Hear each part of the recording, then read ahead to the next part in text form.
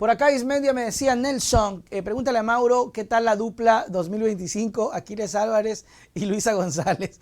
La gente ya está queriendo poner candidatos. En todo caso, me comentarás eso.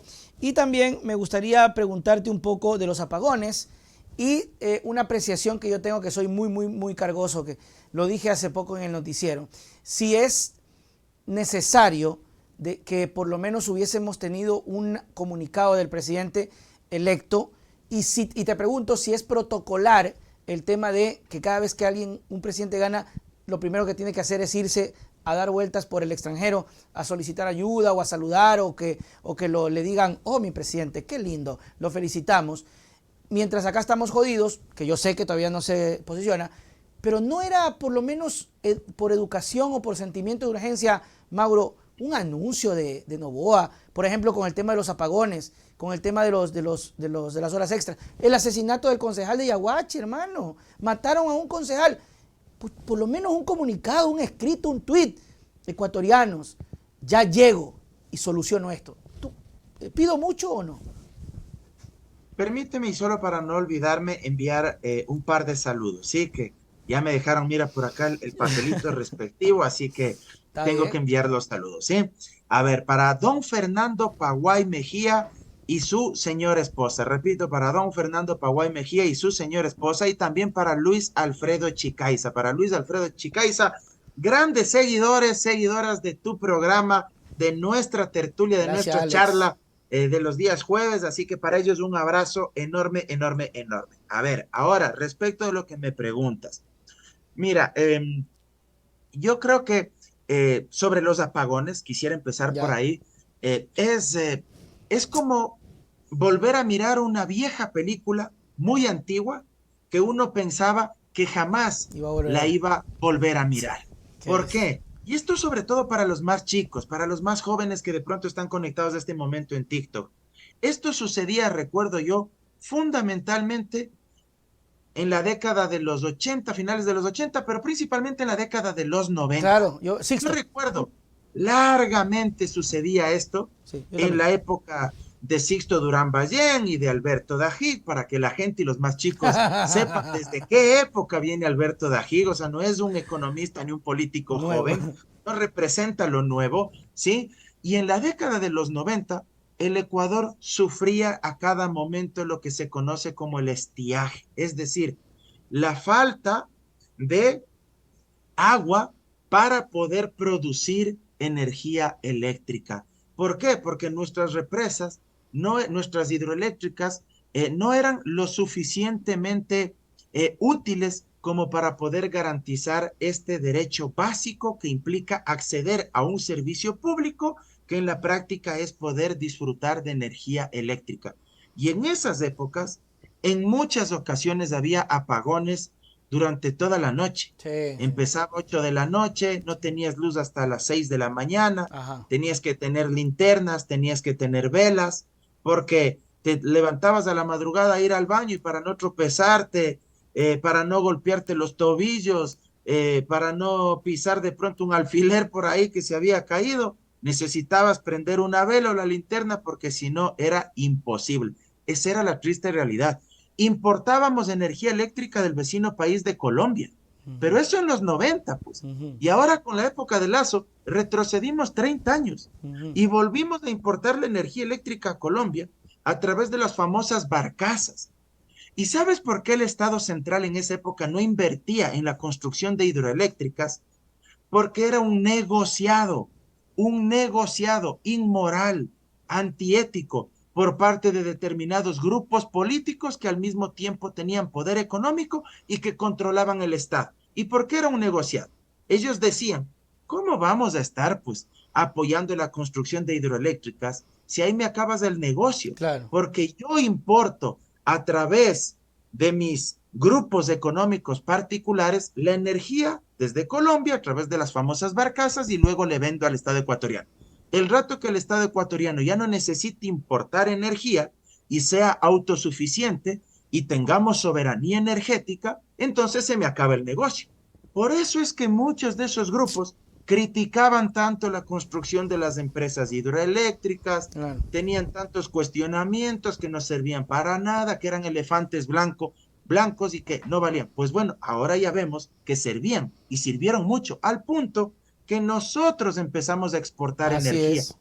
Ya no solo que no teníamos necesidad de importar, sino que empezábamos a exportar. Así que es terrible esta situación, un gobierno que se va a retirar con la cereza en el pastel, retrocediéndonos a la década de los 90, importando energía, gastando plata, gastando más de lo que se pudo haber gastado si es que se planificaba y prevenía adecuadamente este tema, y por supuesto sumiéndonos en pérdidas económicas terribles para el sector productivo, económico, porque los más chicos deben darse cuenta igual de algo. Como no habrá luz en determinados horarios del día, los supermercados, las tiendas, las industrias, las empresas van a perder, Claro. porque se necesita electricidad para producir. Solo pónganse a pensar un momento en los pequeños micromercados o tiendas del barrio. 4 o 5 horas sin luz eléctrica puede implicar que algunos productos se dañen, se pudran, entren en un proceso de descomposición. ¿Y eso va a pagar Lazo? Claro. ¿Eso van a pagar sus amigos? No, eso paga el bolsillo de la gente, del pueblo ecuatoriano, del mediano, del pequeño emprendedor o también de los grandes industriales. Tristemente es así. Y sobre lo de Novoa, mira, yo creo que al menos comunicados debería sacar sobre los temas que tú bien mencionas, creo que Claro. es importante.